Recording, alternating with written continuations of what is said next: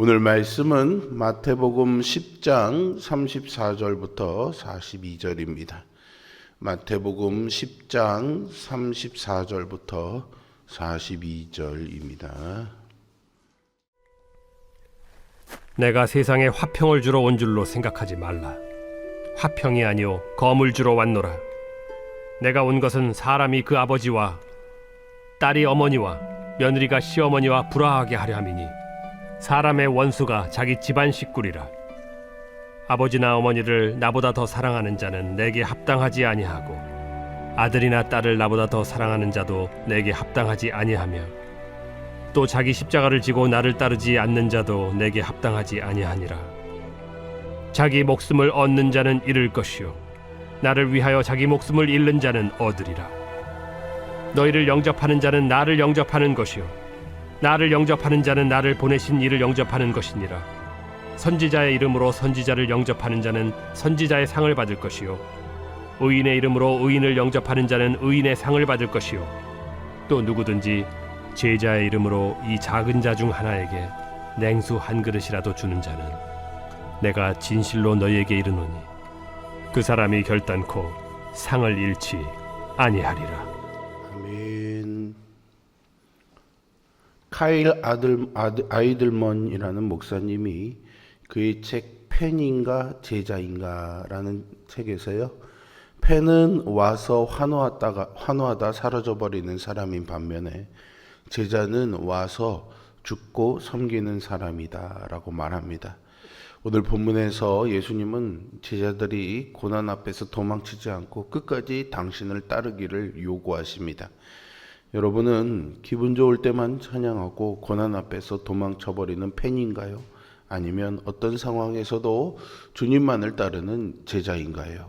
오늘 본문을 말씀을 통해 주님의 제자로 다시 한번 자리새김하는 그런 시간이 될 수 있기를 바랍니다. 메시아는 세상에 평화를 가져오리라는 일반적인 기대와는 다르게 예수님이 충격적인 말씀을 선포하시죠. 바로 세상에 화평이 아닌 검을 주러 오셨다라는 겁니다. 이때 검은요, 실질적인 무기를 가리키는 것이 아니라 진리의 말씀이 가져오는 날카로운 분리를 상징합니다. 복음은 사탄이 지배하는 세상에서 필연적으로 불의와 박해를 불러일으킵니다. 예수님은 이 분열이 가정의 불화로도 나타날 수 있다라고 35절과 36절에서 말씀하시죠. 사실 이 구절은 미가서 7장 6절의 말씀을 인용한 것인데요. 아들이 아버지를 멸시하며 딸이 어머니를 대적하며 며느리가 시어머니를 대적하리니 사람의 원수가 곧 자기 집안 사람이리로다 라는 말씀입니다. 미가 선지자가 이 말씀을 언급한 이유는 이스라엘 사회가 극도로 타락한 모습을 표현한 것이죠. 서로 사랑해야 할 가족관계 안에서 불화가 나타난다는 말입니다. 이것은 심판을 앞둔 세상의 모습이지요. 곧 있으면 남유다는 바벨론에 의해서 멸망에 이를 것입니다. 이때 미가는 다음에 이어지는 7장 7절의 말씀에서 이들과 구별된 모습을 선포하죠. 오직 나는 여호와를 우러러보며 나를 구원하시는 하나님을 바라보나니 나의 하나님이 나에게 귀를 기울이시리로다 라고 말합니다. 그리고 이러한 말 뒤에는 구원하는 하나님을 선포하죠. 오늘 본문은 이러한 배경 아래 예수님의 말씀을 소개하고 있습니다. 주님이 화평을 주시는 것은 하나님과의 관계 안에서 주시는 화평입니다. 세상 사람들 사이에서, 가족 간의 사이에서 이루어지는 화평이 아닙니다. 그것을 넘어서는 하나님의 평강을 의미하는 것이죠. 그렇기 때문에 하나님보다 더 사랑하는 어떤 대상도 합당하지 않다라는 것입니다. 37절에 의하면 아버지나 어머니를 나보다 더 사랑하는 자는 내게 합당하지 아니하고 아들이나 딸을 나보다 더 사랑하는 자도 내게 합당하지 않다라고 말씀하시죠. 예수님보다 자기 가족을 더 사랑하는 것이 문제라고 말하고 있는 겁니다. 물론 아버지 어머니를 공경하고 부모가 자식을 사랑하는 것은 당연하고도 옳은 일입니다. 그러나 그것보다 그것이 하나님보다 더 사랑하는 대상이 되는 것을 하나님이 원하시지 않는다는 거죠. 진정한 아버지요 어머니이신 하나님을 사랑하지 않고 육신의 부모만 사랑하는 것이 질서에도 문제가 있는 것이고 이 모든 존재를 창조하신 하나님 보시기에 참으로 합당한 일이 아니게 되기 때문입니다. 미가 선지자는 자신의 이 오늘 본문을 인용된 말씀에서 사실은 갈등 관계를 소개하기 위해서 말한 것이었지만 예수님은요 역설적으로 이 반대의 의미로 이 말씀을 하신 겁니다. 가족을 예수님보다 더 사랑하는 것이 문제이기에 원수가 자기 집안 식구라 말한 거죠.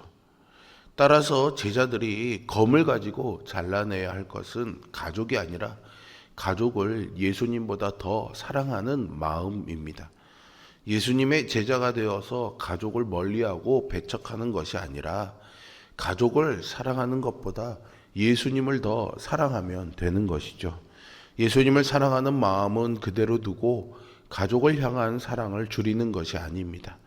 예수님을 향한 사랑을 키워가면서 그 안에서 가족을 향한 사랑도 키워가고 또한 이와 더불어서 원수마저도 사랑할 수 있는 자가 되어야 하는 것이죠. 제자는 삶의 최우선순위를 주님께 두어야 합니다. 가족을 예수님보다 더 사랑하는 자는 제자로 합당하지 않습니다.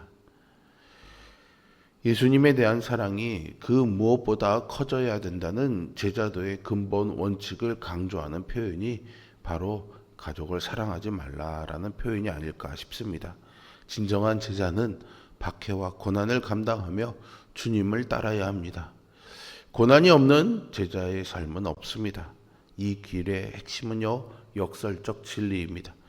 39절에서 자기 목숨을 얻는 자는 잃을 것이요 나를 위하여 자기 목숨을 잃는 자는 얻으리라 라고 말씀하시죠. 사랑이 많으셔서 문둥병자의 몸에 손을 대시고 내가 원하노라 말씀하시는 주님이 자신을 위하여 목숨을 잃는 자는 얻을 것에 대해서 말씀하셨습니다. 주님이 책임지시겠다는 것이죠. 주님을 의지하고 자기 목숨을 내놓는 자에게 생명의 면류관으로 생명보다 귀한 것으로 채워주시겠다 약속하십니다. 주님을 최우선으로 따르는 결단과 실천을 통해서 우리는 진정하고도 영원한 복을 얻습니다. 예수님은 제자들을 각 성과 마을로 보내시면서요, 너희를 영접하는 자는 나를 영접함이라 라고 말씀하시죠. 제자들을 영접하고 섬기는 자들에게 영광스러운 보상을 약속하시면서 제자들을 위로하신 것입니다. 제자들을 영접하는 행위는 곧 예수님과 하나님 아버지를 영접하는 것과 동일한 의미를 갖습니다.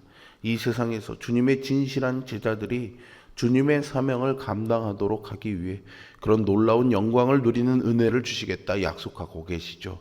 더불어 주님의 제자들을 섬기는 자들의 축복은 하나님을 영접한 대가로 받게 될 것입니다. 제자들은 하나님의 대리로서 영광스러운 지위를 가지고 있습니다.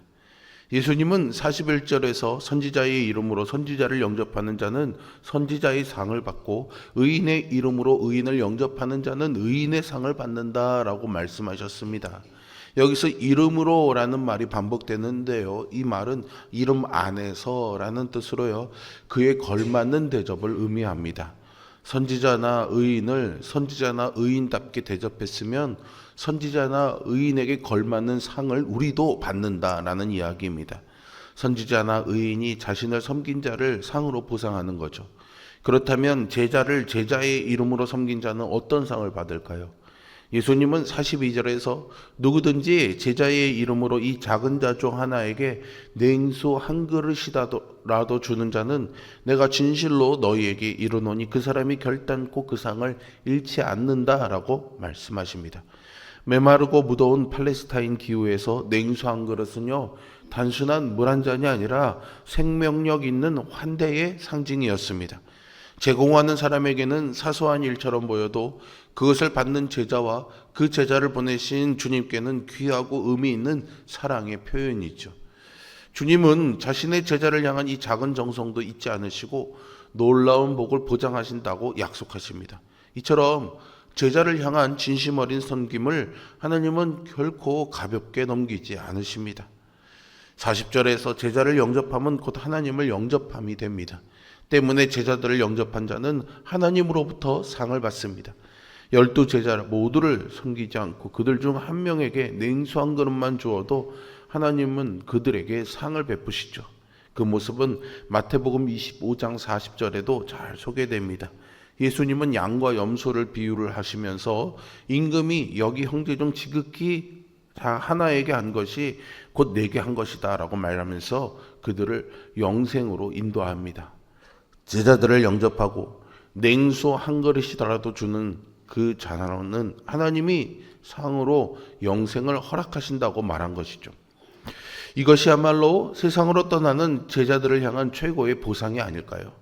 제자들을 하나님과 동일하게 여겨주셨고 제자들을 대신해서 그들을 영접하고 섬기는 자들에게 하나님이 상 주시겠다고 말씀하셨기 때문입니다.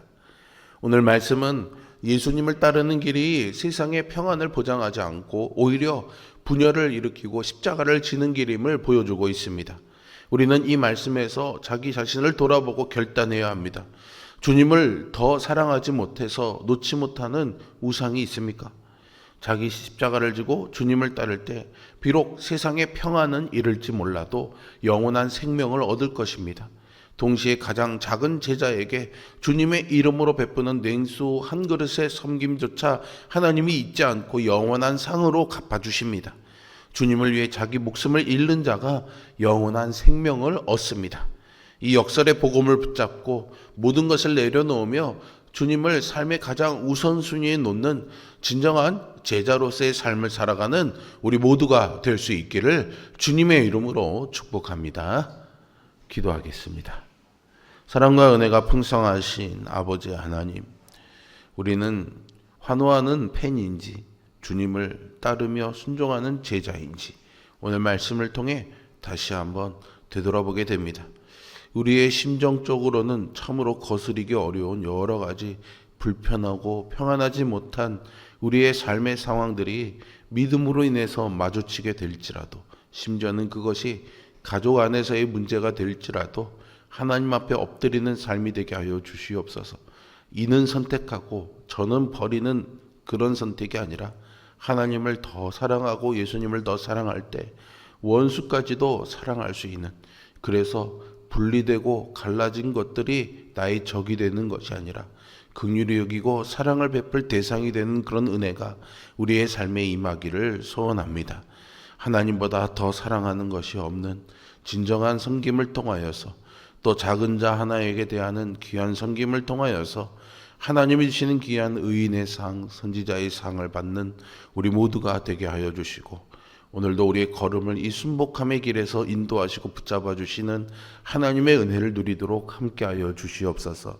오늘과 내일 또 유아 어린이 교회가 겨울 성경학교를 진행합니다. 외부에서의 활동도 있는데 건강하고 안전하도록 우리 아이들을 지켜주시고, 물심양면으로 뒤에서 섬기고 수고하는 교사와 학부모와 또 여러 봉사자들에게 하나님이 함께하여 주셔서 섬김이 기쁨이 되게 하여 주시옵소서.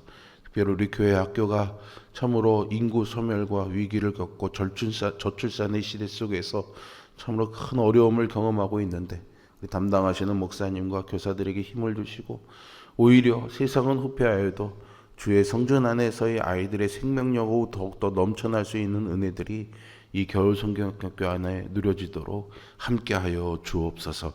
예수 그리스도의 이름으로 기도합니다. 아멘.